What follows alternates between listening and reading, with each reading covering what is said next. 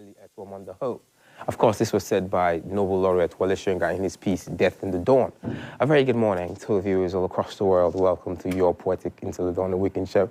My name is Emeka Ozuromba, and today I'm going to be reciting a fictional piece I title The Inquisition and the Contortionist. Can the sun rise in the west and set in the east? So I concoct him as the contortional omega. That's the opposite of positron in this delirious rigor. That's what he claimed as he shuffled his feet around the ward. And standing up from his bed, he raises his face in the frisk of some providence seconds. Then he says, I can make the sun rise in the west and set in the east. Now, ordinarily, I would have semi-believed him if he was a politician and making such claims, because there's nothing that politicians can't say just to win them elections. They can make you want to believe the impossible.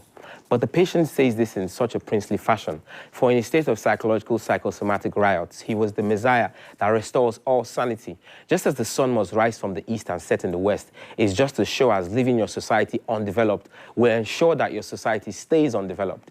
There is no cosmic law for the tools of hard work and resourcefulness in bettering a nation, in building a better world.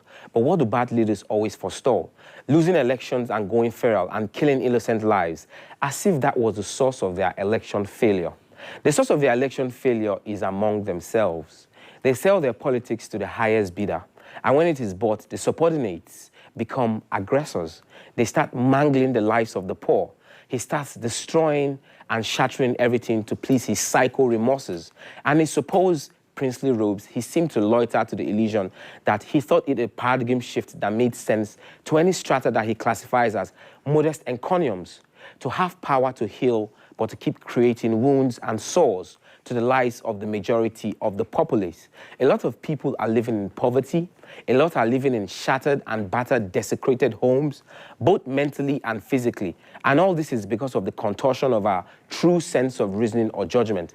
Again, the patient began to violently pronounce the word opiate insurance. And these are two words violently unrelated. But this made dulcimer sense to him this time around for the sedation of our current despaired hopes into the abyss of an opiate expedition, where schizophrenia is well possible, to forget the ills, to forget the way at which they destroy the emblems of development and progress. It's such a deteriorating ecstasy of brief spasms of anything analytic. And soon there will be no ramification to classify more sane than insane, or more insane than sane. That leaders squander the money to develop their nation and their country, and the people live in bulimic recycle of a pigsty, odoriferous putrid that stenches corruption and misappropriation to the highest order. And his prescribed morphine is very toxic and plangent. And his followers, too, are blood drunk. They seek tons and gallons of blood. And to be tranquilized in an asylum for meager time is better than living in a world where there's loss of order in this our society. The sun rises in the west and sets in the east. And until we bring this absurdity back to normalcy, we will live in anguish to come.